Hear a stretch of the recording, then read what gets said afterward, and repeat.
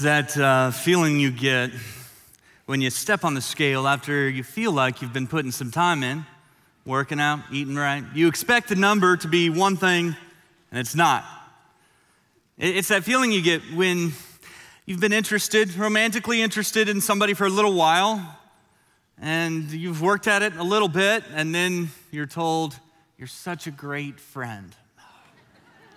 It's that feeling you get when you've worked really hard at a job and you never seem to get a raise, or you make yet another meal and the kids don't say thanks. It's the feeling you get when you study for the test and you don't get the grade, where you work hard every practice but you don't get the playing time. You apply to another college and another college doesn't accept you. It's that feeling you get when you turn on ESPN and you realize your team might be in a little trouble. It is that feeling you get when the test results come back and you find out the cancer is spread. It's the feeling when your spouse says, "I love you, but I'm not in love with you." It's walking out to the mailbox and finding another shut-off notice in the mail. The word is discouragement. Discouragement is a word that's defined as a feeling. It's hard to explain words that are defined as a feeling, but most of us don't need the word discouragement defined. It's defined as a feeling of losing hope, of losing confidence, of losing courage. You get discouraged. You had hope, now you're losing it. You had courage and strength, but now it's slipping away and you're not sure how much longer you can keep going. You're not sure how much longer you can keep hanging on unless something changes, unless things go a different direction. And you're starting to feel defeated. Discouragement is not an object. It's not something that you can point to. It's not something that has weight or has mass, and yet it can hold you back and it can weigh you down. And we're in this series where we're talking about overcoming the things that hold us back. And for all of us, at some point or another, on a pretty regular basis actually, we are forced to deal with this challenge of overcoming the discouragements of life. That we have these ideas and expectations of what's gonna happen or the way things are gonna look or the kind of relationship we're gonna have, and that's not what life ends up looking like, and we're just discouraged. So how do you keep going when that happens? And we're in a series, as we talk about overcoming, we're in a series studying through the life of Joseph in the Old Testament book of Genesis. We're gonna be in Genesis 39 and 40. And Joseph is, as we saw in week 1, is given this dream by God, and this dream fills him with hope and gives him courage and makes him believe that God's got a great plan for his life and that he's gonna make a difference and he's gonna leave an impact. And so Joseph is filled with this youthful optimism. And then what happens? Well, life does. Life happens.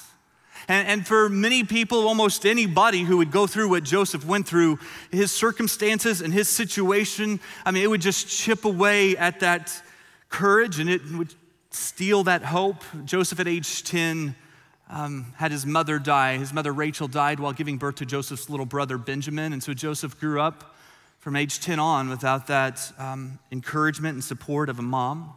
His older brothers, all of whom were half-brothers, were jealous of him, and they did their best to tear him down and discourage him. You remember in our study that they sold him eventually into slavery and then told their father that Joseph had died. He was 17 at that time, where he is sold into slavery. He's taken to this foreign country where they speak a foreign language, and a man named Potiphar buys Joseph as his property. But God was with Joseph, even as a slave. We see that God was with him. God can be with you even if you're a slave. That was the situation, that was the circumstance, but God still gave him success even in that position. And he grew to the place where he was in charge of all of Potiphar's household. And Potiphar's wife starts to take notice of Joseph. And she makes these sexual advancements towards him. But the Bible says he resisted. The more he resisted, the more she persisted. Eventually, he wouldn't even be in the same room with her. And she is humiliated. And so she accuses Joseph of sexual advancements. And there's nothing he can really do to defend himself. He's a slave. He's considered, again, a possession. There's no way for him to put up a defense or make his case. He's falsely accused, and he just really can't defend himself. His reputation is ruined. He's worked hard to advance himself in this place. I mean, for most people, being sold as a slave would cause them to step back and feel sorry for themselves and kind of marinate in their own bitterness, but not Joseph. He steps into it. He works hard. He takes advantage of opportunities, even as a slave, and he finds success, but now it's gone, and he's thrown in prison. And it's not like our prisons. It's a dungeon, really. There's no electricity and no facilities. There's not a new trial possibility. There's no appeal process. There's no release date. He's thrown in prison, and he's left there to die. And Joseph could have easily been discouraged. I mean, of course, if you just look at his circumstances, and if you just look at the situation he has found himself in, I mean, he's a slave, and now he's a prisoner. And if you put your hope in your circumstances, if you put your hope in your situation, then that would be plenty of reason to be discouraged. But the Bible tells us in verse 20 of chapter 39, but while Joseph was there in prison, the Lord was with him, and he showed him kindness and granted him favor in the eyes of the prison warden. Look, God can make you successful even in a situation like that. God allowed him to prosper in prison. Most of us would assume that God's prosperity would mean getting out of prison. That doesn't happen. It's in the situation. It's in the circumstance. They don't change, but in them, God allows him success. God gives him purpose and meaning, even in that environment. And so for Joseph, it wasn't based upon the title. It wasn't based upon the position. God gave him success and gave him purpose even in the middle of it. Chapter 40 begins by telling us that sometime later, so he's been in prison for a while, sometime later, the cupbearer and the baker of the king of Egypt offended their master, the king of Egypt. We're not told what they did to make Pharaoh angry with him, but these two high-ranking officials were thrown into the same prison where Joseph was. In verse 4 it says, after they had been in custody for some time, so notice some time language here. It says, he was in prison, and after a while, these two men are thrown in. And then after some time. So we're talking about a number of years here where after he'd been there for some time, each of these two men had a dream on the same night, and each dream had a meaning of its own. In verse 6, when Joseph came to them the next morning, he saw that they were dejected. He can tell something's wrong, that they're upset. So he asks Pharaoh's officials who were in custody with him in the master's house, why do you look so sad today? Why are you so upset today? Verse 9 says, so the chief cupbearer told Joseph his dream, and he said to him, in my dream I saw a vine in front of me, and on the vine there were 3 branches. As soon as it budded, it blossomed, and its clusters ripened into grapes. Pharaoh's cup was in my hand in my dream, and I took the grapes, and I squeezed them into Pharaoh's cup, and I put the cup in his hand. Joseph said, okay, well, here's what that dream means. The 3 branches are 3 days. Within 3 days, Pharaoh will lift up your head and restore you to your position, and you will put Pharaoh's cup in his hand, just as you used to do when you were the cupbearer. It's going to get better for you. Within 3 days, your circumstances are going to change. Your situation's going to be different within 3 days. Verse 14, but when this happens, look, when this happens, when this all goes well for you, remember me and show me kindness and mention me to Pharaoh and get me out of this prison. I was forcibly carried off from the land of the Hebrews, and even here I have done nothing to deserve to be put into this dungeon. So Joseph says, here's what your dream means. Remember me within 3 days when you are restored. Well, the chief baker saw that Joseph had given a favorable interpretation to the cupbearer. He said, well, I mean, if that's what his dream means, my dream seems pretty similar. So he said to Joseph, I too had a dream, and on my head there were 3 baskets of bread, and in the top basket were all kinds of baked goods for Pharaoh, but the birds were eating them out of the basket on my head. This is what it means, Joseph said. The 3 baskets are 3 days. The baker's like, okay, so far so good. Both of us kind of working in a 3-day time period here. Verse 19, within 3 days, Pharaoh will lift off your head. So this word off really changes the meaning of the dream, right? So for the cupbearer, it's he will lift your head. For the baker, he will lift it off. He will take your head off and impale your body on a pole, and the birds will eat away your flesh. And the baker's like, wait, what? It seems like the same dream. Are you sure this is what I asked? I'm sure that's what it means. See, guys. And so he has these two men tell him these two dreams, but they have two very different meanings. And sure enough, within 3 days, everything happens just as Joseph said it would. And the baker is killed and the cupbearer is restored to his position.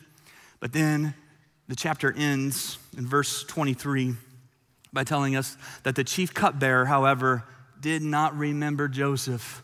He forgot about him. Man, that's discouraging. He's been a slave, he's been in prison, he's been waiting for just an opportunity, just some kind of opportunity. It seems that God has given him an opportunity when these two high-ranking officials get thrown into the prison. He interprets the dream. He says in verse 14, help me, remember me. I need some help here. Remember me before Pharaoh. The chapter ends and it says, no, he forgot about him. And in that moment, it would have been hard not to be discouraged. In week 1 of this series, he may have been week 2. Dave was teaching on the Joseph in the pit. And he had us repeat a certain phrase. Do you remember this? To help us keep perspective. And the phrase was, it could be worse. Could be worse. It's a good thing to say to yourself when you're discouraged. It gives you a little perspective. I mean, when we're discouraged, our tendency is to compare ourselves to people who have it better than we do, and to feel even more discouraged. And so the challenge then is, hey, look around and instead of comparing up, just think about how much more difficult things could be and just remind yourself it could be worse. And perhaps that's what Joseph did as he is sold into slavery. I mean, it could be worse. His brothers could have killed him. But you have to wonder at some point if Joseph started to say to himself, it can't get much worse. I mean, he goes from slave to being a prisoner, and now he's left alone and forgotten about. I mean, at some point, it goes from, it could be worse, to I don't know that it can get much worse. The cupbearer forgot about him. His brothers seem to have forgotten about him. Question is, maybe it's the question some of you brought in here, has God forgotten about me? It's been a long time. He's been in prison for a while. It's been another time in another land where he had these dreams of what God might do through. Has God forgotten about me? And so what we read in these 2 chapters is that we read the same phrase 4 times. And the phrase is, the Lord was with Joseph. The Lord was with Joseph. The Lord was with Joseph. The Lord was with Joseph. 4 times we read this phrase, and it's as if the writer knew that as we read it, we would start to wonder, is God still with him? Because it doesn't seem like God's with him. I mean, is God still with him when he's sold as a slave? Is God still with him when he has these accusations made? Is God still with him when he's in prison? Yeah, the Lord is with him. And as you read the story, it would be easy to assume that God wasn't with him if you are looking at circumstances and if you are determining God's presence by situations. If that's how you look for God's presence, then you're going to find that it's pretty easy to be discouraged. And so here's a good thing to say to yourself when you feel rejected, abandoned, when you feel alone, when you feel discouraged. A good thing to say to yourself is, the Lord is with me. The Lord is with me. It's probably something you need to say to yourself again and again throughout your story. And you got to believe it. And you got to claim that truth. And the Bible tells us that if we are followers of Jesus, that not only is God with us, that God is in us, that's our hope, and that hope won't disappoint us.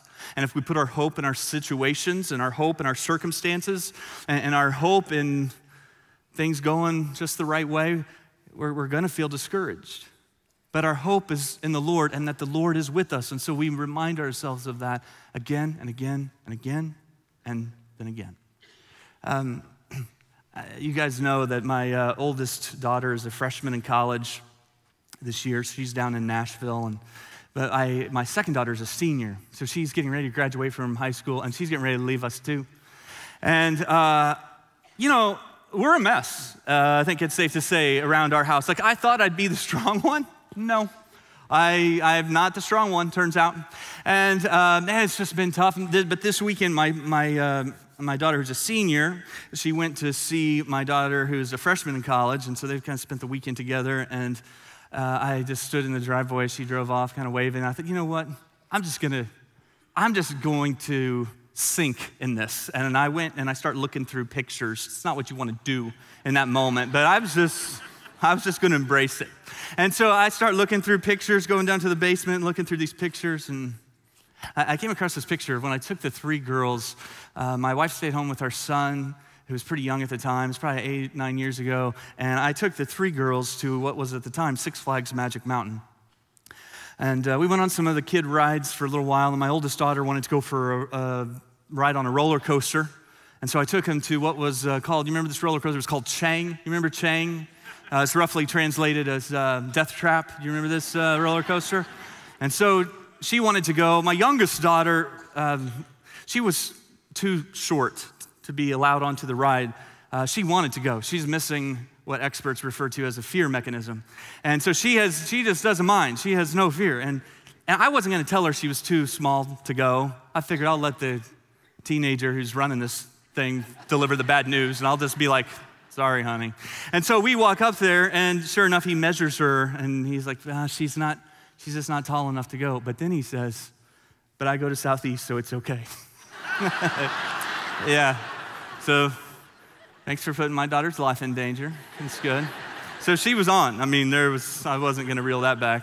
And so my middle daughter, Morgan, though, the one who's a senior, getting ready to leave, she never wanted to go on the roller coaster and didn't want to do it from the beginning. We kind of talked her into it through pressure and shame. And so she gets on the roller coaster, and she's next to me. That was part of the deal. She wanted to be right next to me, and we start clicking our way up on that roller coaster, and her eyes are closed, and she's mouthing something to herself. She's saying something to her. I don't know what it is, but she's mouthing some words, and we go down the hill and take some turns and upside down, and a couple times on the ride, I just look over at her, and eyes closed, and she's just saying something again and again and again to herself.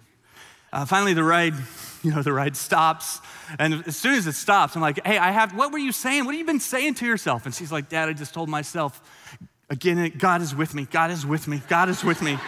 And I'm like, baby, he's not. He doesn't ride roller coasters. I'm so sorry, but he's not getting on Chang, right? That is the challenge, is in those moments where you can feel it clicking up and you're in a free fall and it's upside down.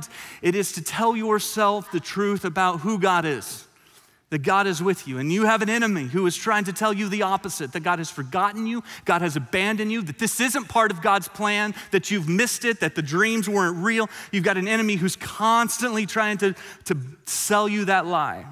And so you've got to tell yourself again and again and again what the Bible tells us in this story, that the Lord is with me. I don't see it right now. I don't feel it right now. God is with me. I feel forgotten about. I feel rejected. God is with me. When I call out to him or when I ignore him, he's still with me. When I'm confident or when I'm afraid, God is with me. When I'm broken, when I'm whole, God is with me. And I know there are a lot of reasons to sometimes to feel discouraged, or we can forget to tell ourselves this truth. You turn on the news and you just see what's happening in the world. I suppose this is always true, but at any given time it feels a little bit more significant. Just division in our nation and threats of nuclear war and one storm, hurricane after another. I was watching the news after Hurricane Harvey, and they were just starting to clean up a little bit in the Houston area, and they went to a split screen, and in one screen they're showing people starting to clean up, kind of finding the destruction that had been left by Hurricane Harvey, and then the other screen, you see Hurricane Irma kind of bearing down, wind and rain bearing down on the coast of Florida. That's discouragement. You're getting over one storm and another storm comes. You're dealing with one thing with one kid and another thing with another kid comes. You start to finally figure it out in this part of your marriage, and then this part of your marriage starts to be a struggle. At work, you feel like you're taking a few steps forward, and then you find out you've taken a few steps back. It's just one thing after another. There's just one storm, you start to get it cleaned up, another storm comes. And you start over time to feel discouraged. As I was researching some of these hurricanes online, I came across a story of Rowena Duplessis. She survived Hurricane Katrina that struck New Orleans a number of years ago. USA Today told her story. Let's listen to a couple of paragraphs. Rowena could be forgiven for doubting the goodness of God. She lost her home in New Orleans during Hurricane Katrina, only a year after the death of her husband. And last fall, her son committed suicide. Then robbers broke into the trailer where she and her son once lived, which makes her now afraid to stay there alone. Yet, like a surprising number of Katrina survivors, Rowena says her faith in God has only grown stronger. Here's her words. She says, "This is what sustains me. When it's really bad, when it's really bad, you put it in His hands." Says Rowena, age 67, you do what you're able to do and have faith that He can and will do the rest. He's carried me on many days when I couldn't walk or even stand myself. Here's what she says. Here's her counsel when you feel discouraged. She says, you do what only you can do, what you can do. And you have faith that God can and will do the rest. And that's what Joseph does. He doesn't just wilt back in discouragement and bitterness over the hand that he had been dealt. He steps into it. He takes advantage of opportunities that each day has. He pays attention to other people around him. He does what he can do, and he leaves the rest up to God. And so the Bible says the Lord was with Joseph 4 times. And it's just difficult for us to understand how it works, because from our perspective, it seems as if the Lord is with Joseph. Then the next verse would read, and Joseph was released from prison and issued an apology and given a huge settlement and escorted back to his hometown. It feels like that this is what should happen if God is with him. But here's what we learn in the story of Joseph, and this is difficult to learn in our own lives. But God is with us, but He is more concerned what's happening in us than what's happening to us. Now, He's more concerned that what happens to us accomplishes something in us. And here's what we'll see in the life of Joseph in the next week or two, is that God was at work this whole time. God was at work. It seemed as if God was not with Joseph, that God had abandoned him, but in fact, this was part of the plan that God had for him. And what God was wanting to do in Joseph was more important than what was happening to Joseph. And God knew that there's some things that need to happen in him in order for God to accomplish some things through him. And yet it just goes on and on. I mean, it lasts a long time. If you do the math on this, he was 17 years old when he is thrown into prison, or sold as a slave. He's 30 years old, as we'll see next week when he gets out of prison. That's what, 13 years. And that's a long time to wait. And this is what discouragement looks like, where you're handed this weight and you feel like, I can handle this. I'm a slave. I can deal with being a slave. I can deal with being a prisoner for a while, but the longer you carry that weight, the heavier it gets. And that's how discouragement works. The longer you carry it, the heavier it feels. And you just reach a point where you think, I just don't know that I can keep doing it. And the days turn into years, and it starts to feel like a little bit too much. And so maybe here's another thing that Joseph told himself in prison. It's all gonna work out. Maybe he said it. Maybe some days he didn't feel it, but I think he must have said this to himself in order to keep doing what he was doing day in and day out, just being faithful while he waited. It's all gonna work out. I don't really like this kind of language. Like they teach you in pastoral counseling in seminary, don't ever say this to people. Don't say that. That's not what people, when you go to a prison, when you go to a hospital waiting room, when you're talking to parents whose child is struck, don't just say, it's all gonna work out, because it feels patronizing and it feels trivializing, and people don't wanna hear that when they feel like they've got this weight on them that's too much. Hey, it's all gonna work out. See you later. It doesn't feel very helpful, but here's the reality. It is not necessarily a truth you wanna hear from somebody. You don't want somebody to say it to you, but you better say it to you. You better remind yourself of this truth that the Bible says in Romans 8:28 that all things work together for good. If you love the Lord, if you're called according to His purpose, it is gonna work out on one side of eternity or the next. It's gonna work out if you're faithful. If you're faithful with what God gives you, he will work things together for good. And so I think when we see this, it's all going to work out. Maybe the first question that comes to your mind is how? Maybe. I think more likely it's when. When? So when is it going to work out? When is this going to stop being an issue? When are we going to figure things out? When will we have to get to stop going to the hospital for these regular tests? When is it going to work out? And that's where discouragement starts to set in, is when not yet starts to feel like not ever. And I think that's how Joseph must have felt. It's the waiting that is the hard work of fighting discouragement. We're just not good at waiting, right? No one chooses waiting. Nobody does that. If you go to the grocery store and you see like there's 4 checkout lines, you don't say, what I could really use in my spirit today is just a little longer wait. So I'm going to go to this line. No one does that. No one. You get in line and you see somebody in front of you deciding to write out a check like it's 1985. You don't say, well, hey, that's great because I need that right now. I just need to center myself. No, we don't want to wait. We don't ever choose it. I mean, am I the only one who kind of struggles with cutting through gas stations to miss stoplights? Like I've told myself for years, I'm not going to do that anymore. I need to set a good example. But man, I come up to it, I see it's red, and it's just right there. It's right. It's from here to here. It just makes sense to me, and I find myself doing it again. We just don't like to wait. We're not good at it, and yet this waiting is the hard work of fighting discouragement.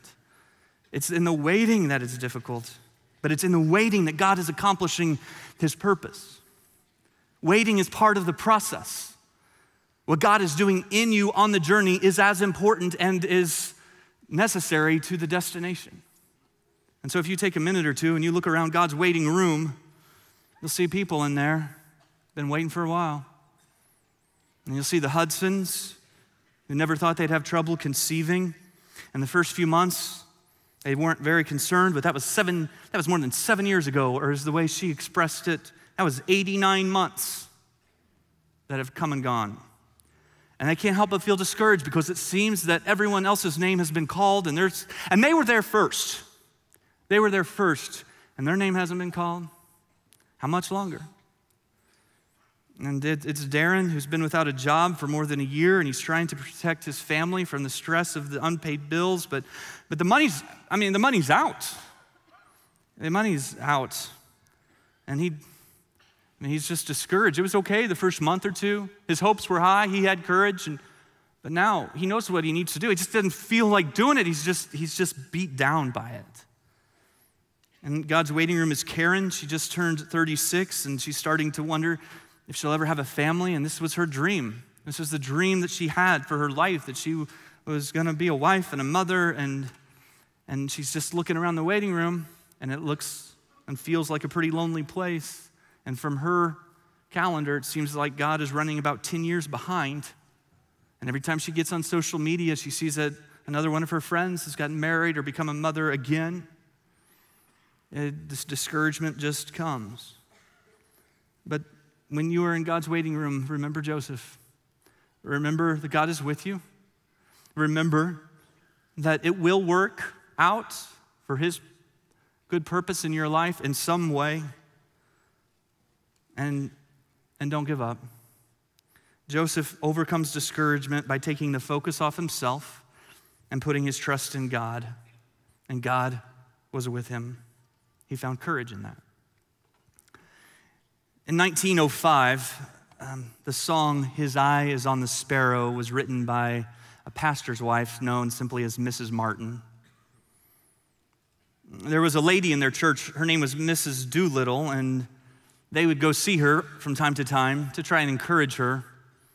Inevitably, they would leave feeling encouraged, but Mrs. Doolittle had been bedridden for more than 20 years, and her husband was crippled and confined to a wheelchair. So 1905, she's bedridden for 20 plus years. Her husband is in a wheelchair.